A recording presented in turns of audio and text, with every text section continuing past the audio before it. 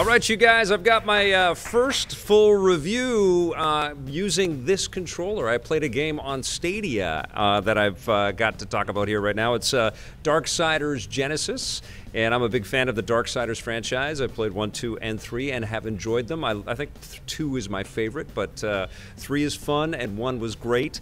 They've always borrowed from other types of genres out there, like Zelda or God of War and Dark Souls a little bit. But this is a totally different take on Darksiders. This is a top-down hack-and-slash action RPG that has Darksiders combat mechanics as well as climbing and clambering mechanics and jumping mechanics. We get to play as Strife and War, and you can play the game cooperatively if you want, which I didn't test out. I wish I did. There aren't that many people playing co-op online things on Stadia, and I don't have a friends list readily available on Stadia. I'm sure you guys are curious how the play was on Stadia and if I noticed any lag or any issues. Didn't at all. This is a solid type of game to play like this. It's not a pixel precise, perfect, first-person shooter by any means. It's forgiving, but I didn't have any problems running this at all at home, and we recorded a little bit of footage here today, and I was playing some today. No problems at all. But the game is very fun. And what they've done is basically taken the camera that would be a chase cam or a camera that you have control of in a third-person kind of state, and they've sort of repoed it up above the characters, and it looks a little bit like a Diablo type of experience, and you would be totally cool with thinking that this is that kind of game style.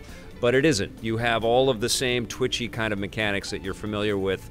So you'll jump onto posts and swivel around them and jump to the next one. It's just that you're looking at it from a different perspective. I have an issue with the fact that I can't control the camera. I can't spin the camera around.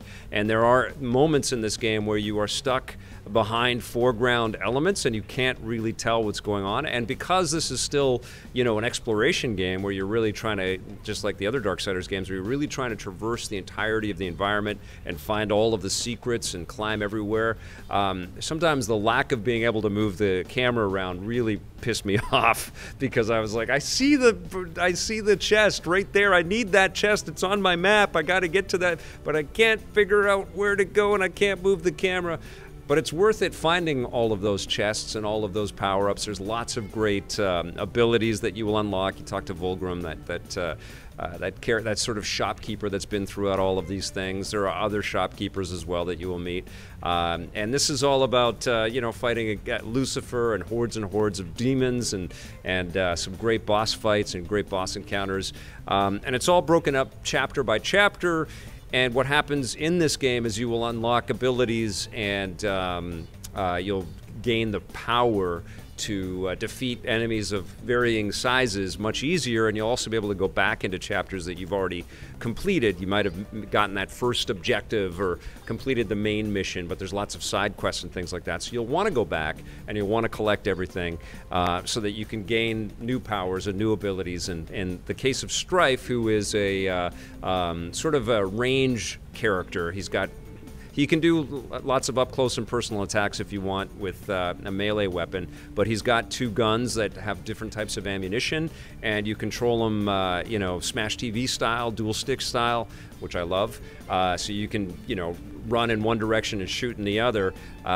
Those weapons are really fun, and this is the first time we've been able to play as Strife, so I was really digging playing as this character. The other character is War, who is an all-out melee fighter, but he also has that Vorpal blade, that sort of the glaive from Krull, that kind of thing. Like 4 people know what I'm talking about there. That sort of spinny razor tooth thing where you can use it to activate switches and stuff, but it will also do a little bit of damage. You do a lot more damage by just getting right into the conflict, and you have special attacks and special abilities and combo attacks, and you're constantly using the souls that you collect to purchase more powerful attacks. And then you'll also find little secrets and things like that that will make you even more kick-ass and badass. And you've got a whole, a power meter, which is important, which can be tuned also with this other thing that's introduced, these, what are they called? The creature, I forget the name of it. It's like a creature menu creature console or something like that. Forget the name. I have no script here, people. I'm just rambling. But you take these different creatures and you stick them on this this power-up board, and it makes both sides, strife and war, a little bit more powerful, and you've got that power ranking at the bottom of the screen. So you complete chapters and you tell the story and you go through, and they've got all these different types of comic book style cut sequences, which are nice. Great voice acting, which Darksiders is famous for. All of that is back in there. Great music. It's epic, you know, even though it's mini and the camera's looking down at it, it's still epic and fun and twitchy and addictive. But then, in addition to all of the chapters, you also have these arena modes where you have to battle 10 waves of increasingly more difficult enemies, and it will tell you if you've got enough power to defeat all of those waves right at the start. Those are addictive as well, and you earn lots of, you know, moolah that you're going to be able to spend on upgrades. So it's this nice loop. It's well crafted.